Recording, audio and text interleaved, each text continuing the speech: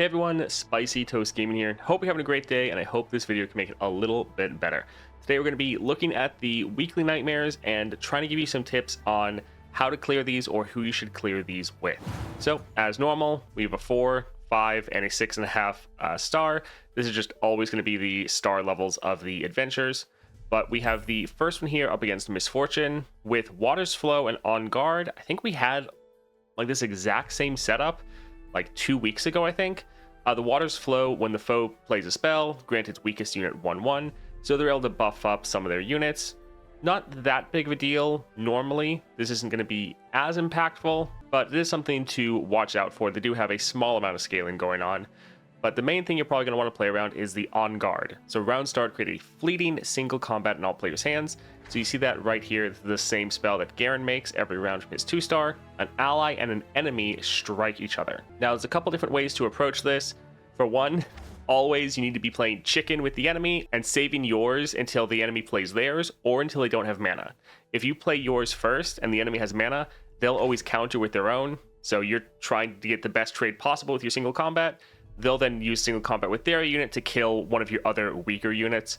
So always be careful with this. The enemy always will try to respond if they have the mana, so just wait for them to play it or wait till they don't have the 2 mana to play this. This can be really good for a lot of the more brawler champions that want to get some scaling and more ways to hit enemy units. So like Kayn, he wants more ways to get kills. This is absolutely great for that. Tahm Kench, also solid. You can use this to even have your units strike, and even if they don't kill, if they get hit back, they can just get some more scaling going. So you can use this with Tahm Kench to target like one of their weakest units, and whoever that unit hits, they're just getting more scaling. Also, just any champions that have some more strike synergy, also like Aatrox. But for a lot of the champions like Aatrox, Garen, as well as Jack, all of them kind of already have ways to generate these strike spells. So it's not as important, whereas like a Tahm Kench and a Kayn don't really have these sort of strike spells. So having them generated every round really helps them out a lot. Also, another fun thing you can do with this is you can use Ash. You can frostbite the enemy and then use an On Guard to kill them. And there's not anything they can do because they can't strike you back because they have 0 power. So Ash here would be another great option to really be able to kind of troll the enemy and just constantly kill the units you are frostbiting. So as far as like 3-star champions, going for like a Kayn, Ash, or Tahm Kench will all be pretty solid right here. And while this one will still be difficult because it's a 4.5 star, it is still going to be doable, but might take you a couple tries. Now, unfortunately, both the 5.5 and the 6.5 kind of designed to hard counter a lot of the 3-star champions. So first here for Lissandra, we have nothing but Powder Monkeys. Round start, the foe summons a Powder Monkey, so they gain a free unit every round, and this is going to be dealing 1 damage to your Nexus. And then they also have Hugify. Game start, the foe summons a random unit from the deck, grow its stats to 10/20, and grant it vulnerable. Now, often the way we're able to cheese some of these tougher adventures is using a champion like Master Yi, Nidalee, or Diana, and just putting a ton of damage round 1. But here, the enemy's going to have a 10/20 blocker every single game. So this is really a roadblock for you. The thing that I've found works the best is going for Annie with Echoing Spirit. For Annie with Echoing Spirit, her champion spell is Disintegrate. If you cast Disintegrate on a unit, anytime they take damage that round, they'll just die. So it's a great way to take out large units. So if you go for Echoing Spirit, you're going to get a bunch of extra Annies in your deck. You're normally going to have 2 of them in your starting hand.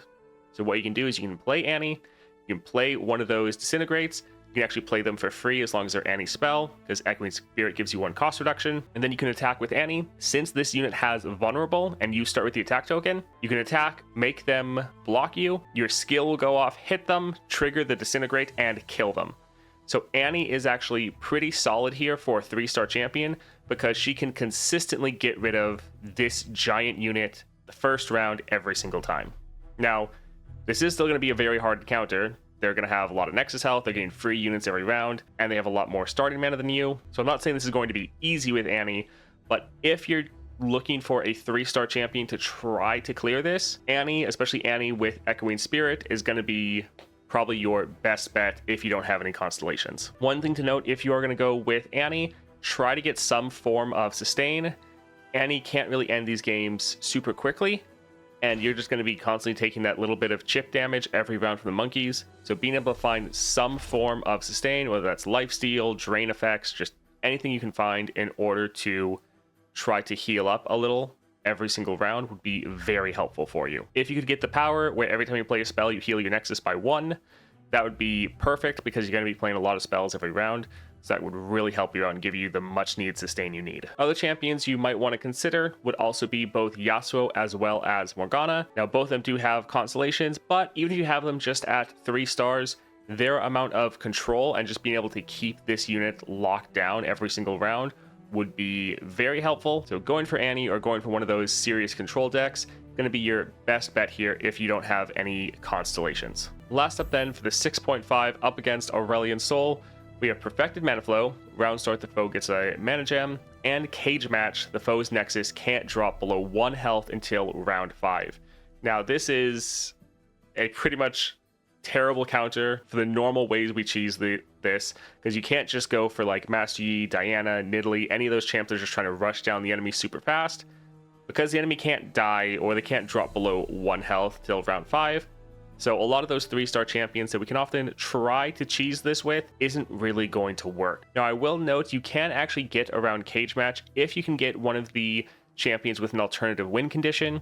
So if you can get like Maokai and then level him up, he'll obliterate the enemy deck so they run out of cards, they can lose that way.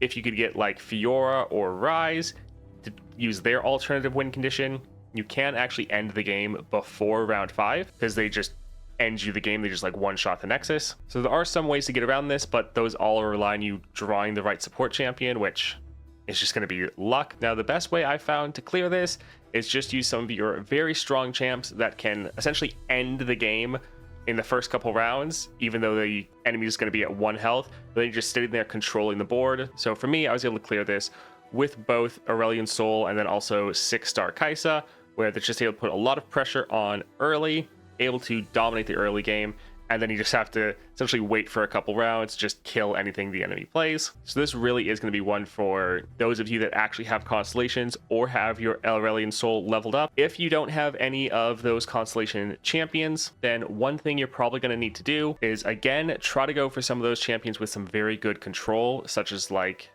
Yasuo or Morgana, and just try to keep the enemy from being able to end. You could also go for Viego. Viego being able to level up and then start stealing enemy units can be very beneficial for you, especially as the game goes on longer. You are going to have a bit of a hard time though with Auriel Soul himself, because he's going to be ramping up, he's going to be summoning those champions, and you're not going to be able to kill him. So I think those control champs are still going to struggle. You're probably going to be able to get to Auriel Soul, but the fact you can't end until round 5 with those types of decks, Auriel Soul is going to have time to be able to just drop a Sky's Descent and wipe your board. So while I think, again, going for like a Yasuo or Morgana for your 3-star champions are some of the ones that have the best bet, you're still going to have quite a hard time. Viego, though, I do think will be good. He can keep scaling with all of his mists, so you can try to get to the point where Auriel Soul can't really deal with you or is going to have a harder time. And the fact you can steal the enemy units will be very beneficial. So Viego, even if you have him at 3 stars, I think will be a decent bet here. But really, this is a time where you want to go for your own Auriel Soul if you have him, or just any of your 4, 5, or 6-star champions. I hope this video was able to help you out. If it did, a like and subscribe is greatly appreciated. I hope you have a great rest of your day, and good luck trying to clear these encounters.